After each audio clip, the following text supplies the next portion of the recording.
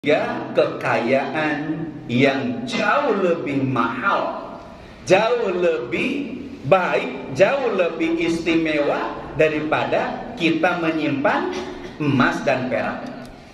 Kalau di rumah kita nabung emas, perak, wah nggak bisa tidur. Ya, sebelum pintu itu dikunci, betul ya? Sebelum gerbang dikunci, sebelum pintu dikunci, sebelum kamar dikunci, sebelum berangkas dikunci, rasa-rasanya nggak bakal bisa tidur tuh. Ingat terus tuh, nih emas batangan, ini perak, ini uang, pasti akan tidak tenang begitu. Tapi bandingkan dengan kekayaan ini hadirin. Kata Rasul yang pertama apa? Afdaluhu lisanun dzakirun. Kekayaan terbaik yang Allah berikan kepada seseorang ternyata bukan berkelimpahan harta, tapi ketika Allah menganugerahkan kepada kita lisan yang senantiasa berzikir kepada Allah Subhanahu wa taala. Kira-kira kalau kita punya lisan zikir ya, yang senantiasa berzikir, ada nggak kekhawatiran? Gerbang belum dikunci, takut kehilangan lisan? Ada nggak? Nggak ada. Nggak ada. Ya, lisanun dzakir. Lisan yang senantiasa menyebut dan mengagungkan Allah Subhanahu wa taala. Dalam sebuah ungkapan para ulama disebutkan, ada seorang ulama yang menyebutkan tentang keutamaan zikir. Wa dzakirina Allaha wa dzakirat a'adda lahum ajran 'aziman. Allah akan memberikan balasan ya, pahala yang sangat besar. Bagi siapa? Bagi orang yang adzakirina Allaha katsiran. Orang yang banyak mengingat Allah Subhanahu wa taala. Banyak membaca Al-Qur'an, banyak bertasbih, beristighfar dan sebagainya. Apa kata ulama itu? Innallaha yu'ti ya lidzakir aksar minas sa'il. Allah akan memberikan sesuatu lebih banyak kepada ahli zikir daripada ahli minta. Allah lebih mengutamakan orang yang banyak berzikir sedikit meminta daripada orang yang banyak meminta sedikit berzikir. Hari minta remen, hari zikirnya jarang. Allah lebih suka kepada orang yang ahli zikir sekalipun dia jarang meminta kepada Allah. Jarang memintanya, diperbanyak zikir. Ada alasannya kata ulama itu. Kenapa? Li'anna dzakir. Karena sesungguhnya ahli zikir itu ya yadhkurullaha fi kulli ahyan. Karena ahli zikir itu selalu ingat kepada Allah dalam situasi bagaimanapun.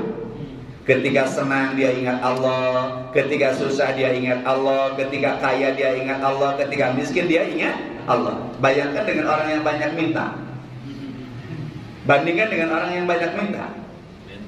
Kata ulama ini, sementara wasail, adapun orang yang banyak meminta, ya, yadhkurullaha hina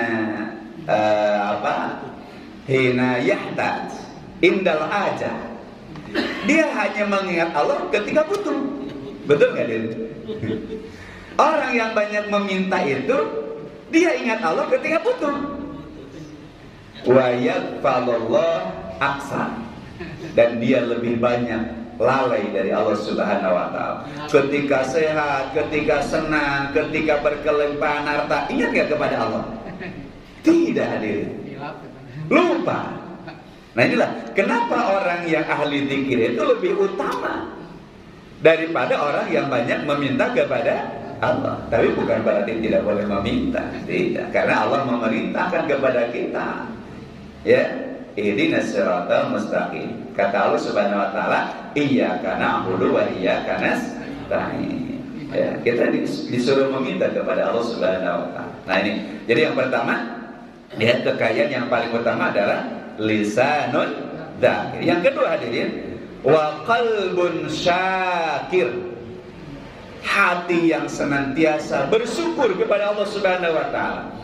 Ada nggak kira-kira orang yang hariwan ketika mau tidur itu takut ada yang ngambil hati? Nggak ada. Ya. Maka harta yang sangat berharga itu adalah hati, yang hatinya selalu bersyukur kepada Allah Subhanahu wa taala. Wa qalbun syakir, ketika bangun tidur dia ingat, alhamdulillah saya masih diberikan kesempatan hidup oleh Allah. Alhamdulillahilladzi ahyana ba'dama amatana wa ilaihi nusyur.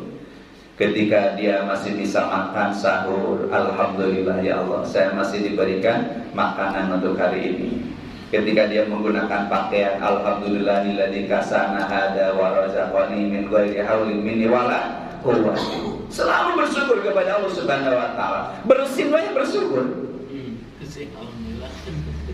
Bersin saja bersyukur. Kenapa? Karena itu nikmat. Ternyata bersin itu isyarat bahwa ada benda asing yang masuk ke dalam tubuh kita, dan tubuh kita menolak, memberikan reaksi dengan cara bersin.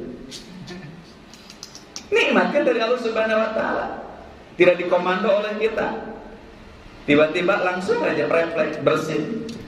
Kapan bersin itu? Ketika ada debu, ada apa gitu masuk ke terhirup ke hidung, kan sudah bersin ya.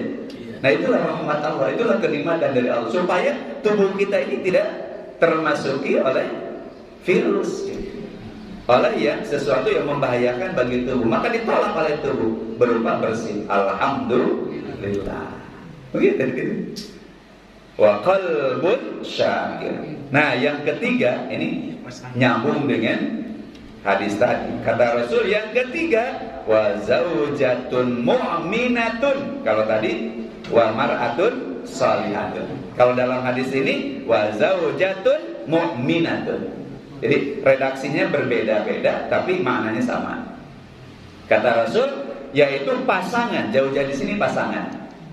Mau suami ataupun istri, mukminah yang beriman. Cirinya apa?